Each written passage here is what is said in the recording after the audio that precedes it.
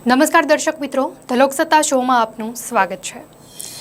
Israel અને Hamas વચ્ચે ચાલી રહેલા તણાવને લઈને આખી દુનિયા બે ભાગમાં વહેંચાયેલી છે। તો ઇઝરાયલનો દાવો છે કે તેમનું આ પગલું વિશ્વના અસ્તિત્વને બચાવવા માટે છે।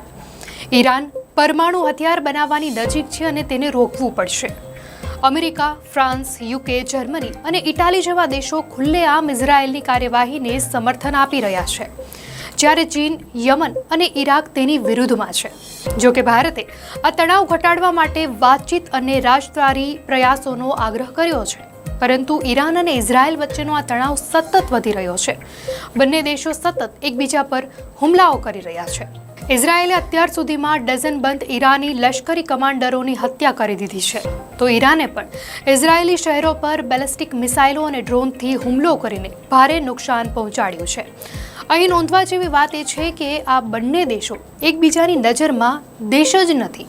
બધા રાજદ્વારી સંબંધો તૂટી ગયા છે, તેમ છતાં બંને યુદ્ધના મેદાનમાં સામ સામે અડીખમ ઊભા છે। બંને એક્સથી લઈને દરેક જગ્યાએ એકબીજા માટે શાસન શબ્દનો ઉપયોગ કરે છે।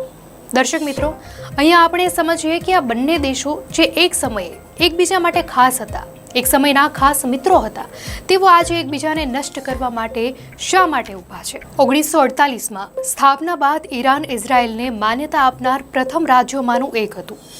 ઇઝરાયલ ઈરાનને આરબ રાજ્યો સામે સાથી તરીકે જોતો હતો। આ દરમિયાન ઈરાને પ્રદેશના આરબ દેશો માટે સંતુલન કરીને યુએસ સમર્થિત ઇઝરાયલનું સ્વાગત કર્યું। તે સમયે ઇઝરાયેલે ઈરાની કૃષિ નિષ્ણાંતોને તાલીમ આપી, તકનીકી જ્ઞાન પૂરું પાડ્યું અને ઈરાની દળોને સંગઠિત અને તાલીમ આપવામાં પણ મદદ કરી, જેથી ભુગતાનના રૂપમાં ઈરાનના શાહે ઇઝરાયેલને તેલથી ચૂકવણી કરી। પરંતુ ખેલ તો ત્યારે શરૂ થયો જ્યારે 1979માં ઈરાનમાં ઇસ્લામિક ક્રાંતિ થઈ। ઈરાની ઇસ્લામિક ક્રાંતિએ આયાતુલ્લા રૂહોલ્લા ખોમેની અને તેમના ધાર્મિક ક્રાંતિકારીઓને સત્તામાં લાવ્યા બાદ ઈરાને ઇઝરાયલ સાથેના પહેલાના તમામ કરારો રદ કરી નાખ્યા। ખોમેનીએ પેલેસ્ટિયન પ્રદેશો પરના કબજા બદલ ઇઝરાયલની ભારે આલોચના કરી અને ધીરે ધીરે ઈરાને ઇઝરાયલ પ્રત્યે વધુ આક્રમક વાણી વર્તનનો ઉપયોગ કરવાનું ચાલુ કર્યું, જેનો ઉદ્દેશ્ય પ્રદેશના આરબ રાજ્યો અથવા ઓછામાં ઓછા તેમના નાગરિકોને જીતવાનો હતો। તેઓએ કહ્યું કે ઇઝરાયલ ગેરકાયદેસર રીતે કબજો કરનારો દેશ છે અને સંઘર્ષ સાથે તણાવ વધતો ગયો અને દુશ્મનાવટ પણ વધતી ગઈ। ઇઝરાયલ અને પેલેસ્ટાઇન વચ્ચેનો વિવાદ જેટલો ધાર્મિક છે તેના કરતાં પણ વધારે જમીનનો છે, પરંતુ તેમાં ધાર્મિક દૃષ્ટિકોણ પણ એક કારણ છે। પેલેસ્ટાઇનને પણ આનાથી ઘણો ટેકો મળે છે। કારણ એ છે કે ઇસ્લામનું ત્રીજું સૌથી પવિત્ર સ્થળ જેરુસલેમ છે। ઇઝરાયેલની યહૂદી દેશ તરીકેની ઓળખ તેને અન્ય ઇસ્લામિક દેશોનો કુદરતી દુશ્મન બનાવે છે। અલક્સા અને જેરુસલેમ પર ઇઝરાયેલના કબજા પર ઇસ્લામિક દેશો નારાજ રહે છે। તાજેતરના સમયમાં ઇઝરાયેલે સાઉદી અરેબિયા સાથે બેકચેનલ વાટાઘાટો શરૂ કરી છે। ઇજિપ્ત, જોર્ડન, તુર્કી, યુએઈ, બહેરીન, મોરોક્કો અને સુદાન જેવા ઇસ્લામિક દેશોએ પણ ઇઝરાયેલને માન્યતા આપી છે, પરંતુ પેલેસ્ટાઇન અને અલક્સાના મુદ્દા પર આ દેશો અને ઇઝરાયેલ વચ્ચે હજુ સુધી કોઈ સમજૂતી નથી થઈ। ઈરાન હંમેશા પોતાને પેલેસ્ટાઇનના સમર્થક કહેતું આવ્યું છે। આ જ કારણ છે કે તે ઇઝરાયેલને ખતમ કરવાની વાત કરે છે। જ્યારે ઈરાને ઇઝરાયેલ પર બેલિસ્ટિક મિસાઇલ છોડવાનું શરૂ કર્યું ત્યારે તેણે એક સંદેશ આપ્યો હતો, જેમાં ઈરાને કહ્યું હતું કે ઇઝરાયેલે કબજો કરેલ વિસ્તારોને ખાલી કરી દેવા જોઈએ। 1948 બાદ ઇઝરાયેલે કબજો કરેલા સ્થળો પર યહૂદીઓને વસાવવાનું શરૂ કરી દીધું। આ વિસ્તારમાં બનેલા યહૂદી ઘરોને વસાહતો કહેવામાં આવે છે અને ત્યાં રહેતા યહૂદીઓને વસાહતી કહેવામાં આવે છે।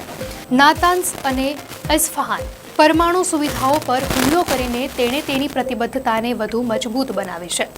હવે આ તમામ વચ્ચે સવાલ એ થાય કે હવે આગળ શું થશે?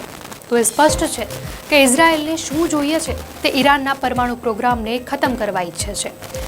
ઇઝરાયેલની સેના અને રાજકારણ સાથે સંકળાયેલા ઘણા લોકો એવી આશા રાખે છે કે આ ઓપરેશનથી ઈરાનની લીડરશિપ નબળી પડી જશે અથવા પડી ભાંગશે, જેનાથી નવા શાસનની શરૂઆત થાય અને જે ક્ષેત્ર માટે જોખમ ઊભું ન કરે। આ જે તેમનો વિચાર હોઈ શકે છે। ત્યારે રાષ્ટ્રપતિ ટ્રમ્પે શુક્રવારે કહ્યું હતું કે ઈરાન પાસે સમજૂતી પર સહમતિ દર્શાવવા માટે બીજી તક છે। ઇઝરાયેલનું માનવું છે કે તેના માટે ઈરાનના સંદિગ્ધ પરમાણુ શસ્ત્ર કાર્યક્રમને ખતમ કરવાની આ સૌથી સારી અને સંભવતઃ છેલ્લી તક છે। યુરોપિયન કાઉન્સિલ ઓન ફોરેન રિલેશનમાં સિનિયર ફેલો એલી ઝેરાન માએ કહે છે ઈરાન અને ઇઝરાયલ વચ્ચે છેલ્લા 72 કલાકથી લડાઈ ચાલી રહી છે. ત્યારે ઇઝરાયેલે ઈરાની વિદેશ મંત્રાલય પર હુમલો કર્યો હતો, જેમાં ઘણા લોકો ઘાયલ થયા હતા. ઇઝરાયેલનું માનવું છે કે તેના માટે ઈરાનના સંદિગ્ધ પરમાણુ શસ્ત્ર કાર્યક્રમને ખતમ કરવાની આ સૌથી સારી અને સંભવતઃ છેલ્લી તક છે. ઈરાન અને ઇઝરાયલ વચ્ચે છેલ્લા 72 કલાકથી લડાઈ ચાલી રહી છે. ત્યારે ઇઝરાયેલે ઈરાની વિદેશ મંત્રાલય પર હુમલો કર્યો હતો, જેમાં ઘણા લોકો ઘાયલ થયા હતા. આના એક દિવસ પહેલા ઈરાની સંરક્ષણ મંત્રાલય પર પણ હુમલો થયો હતો. ત્યારે ઇઝરાયેલે ઈરાનમાં રાતોરાત એટલા માટે હુમલા કર્યા કારણ કે ઈરાની પરમાણુ કાર્યક્રમને અટકાવવા માટે સમજૂતી કરવાની રાષ્ટ્રપતિ ટ્રમ્પની સંભાવનાઓને સમાપ્ત કરી શકાય. તો ઈરાનના સર્વોચ્ચ નેતા અલી ખામેનેઈએ કહ્યું છે કે ઇઝરાયેલને આખરી સજા આપવામાં આવશે. મહત્વનું છે કે ઈરાનના આરોગ્ય મંત્રાલયે જણાવ્યું હતું કે ઇઝરાયેલી હુમલામાં અત્યાર સુધીમાં 224 લોકોના જીવ ગયા છે, જ્યારે 1277થી વધુ ઘાયલ થયા છે. તે જ સમયે યુએસ સ્થિત માનવ અધિકાર કાર્યકર્તા જૂથે દાવો કર્યો છે કે ઈરાનમાં 406 લોકો માર્યા ગયા છે. દર્શક મિત્રો, આશા છે કે તમને આ અપડેટ્સ સારી લાગી હશે. આવી જ નવી અપડેટ્સ માટે ધ લોકસત્તા ચેનલને સબસ્ક્રાઇબ કરો. નમસ્કાર.